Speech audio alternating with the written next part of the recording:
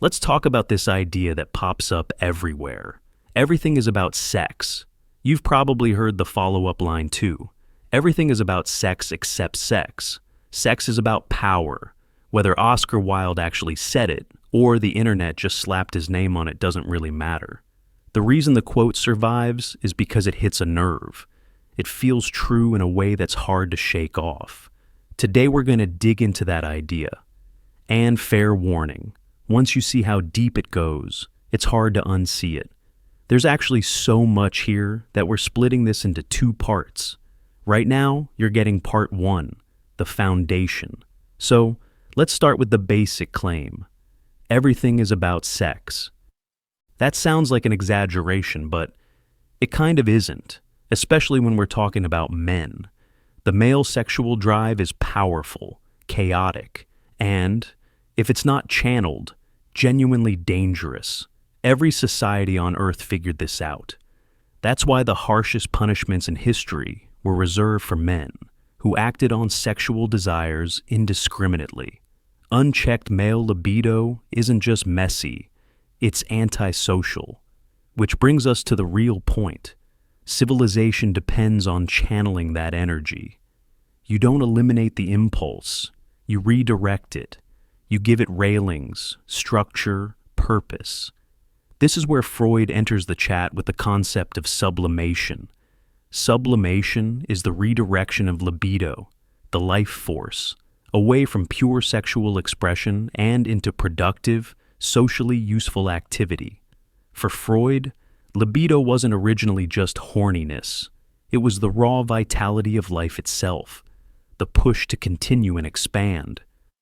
And here's the important part. Life wants to reproduce itself. Sex is the mechanism, but the underlying force is survival and expansion. Think of that weed growing through concrete. Nobody planted it, nobody watered it, and it still fights its way up to the sun. That stubbornness, that refusal to quit, is the same force driving human beings. It's the engine underneath our ambitions, our creations, our inventions. For most of human history, nature was trying to kill us in 1,000 different ways. We didn't survive because we were stronger than predators or faster than the weather. We survived because men took that restless, frustrated sexual energy and transformed it into problem solving. Tools, weapons, agriculture, shelter. All of it demanded intense effort. And that effort was powered by libido being channeled instead of indulged. In other words, civilization is built out of sublimated sex drive. Now, sublimation only works if there's a balance. Too much frustration and people become neurotic or depressed. Too little frustration and people don't build anything at all.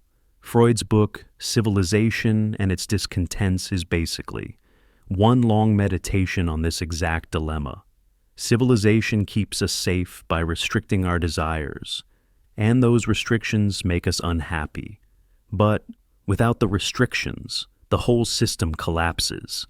It's a trap, a necessary one, but still a trap. And here's where things get interesting. When a man finally does get sexual release, his drive goes quiet. That's the classic post-nut clarity. The mind relaxes.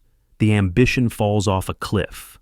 A guy who's entirely satisfied sexually isn't going to conquer much. Not a mountain, not a career, not even a laundry basket. If you've ever felt that sharp drop in energy after sex, yeah, that's exactly what we're talking about. So, imagine what happens when you give men access to unlimited, on-demand sexual release with zero effort. That's what the modern world has done. Civilization spent thousands of years trying to tame the sexual impulse, and now technology just hands out instant gratification like Halloween candy. And the clearest example is pornography. Think about this. Men today have access to a virtual harem larger than anything any king in history ever dreamed of. Roman emperors couldn't summon 100 partners in 5 minutes. Genghis Khan couldn't type in a preference. But a modern teenager can. That abundance changes things. It rewires motivation. why chase real human connection, which requires courage, discipline, self-improvement, and risk, when you can get the biological reward with a few taps? Over time, frequent porn use has some predictable effects. Less drive to pursue real partners, less desire to improve yourself, less energy, less ambition, less striving, more passivity, more escapism, more stagnation. The pattern is so consistent it's almost cliché. When a society gives men effortless sexual release, the fire that built civilization dims, productivity falls, ambition falls, achievement falls, and it reinforces our main idea. If productivity comes from sublimated sexual energy, then almost every major human accomplishment is ultimately rooted in sex. That's why people feel weirdly conflicted today. On one hand, we're relieved that the world is no longer full of conquerors swinging swords around and declaring empires. On the other hand, we still want strong, disciplined, motivated men. Men capable of building things, protecting things, and improving things. We want the product of sublimation without the frustration that powers it. We want the engine running without any fuel. But sublimation doesn't work that way.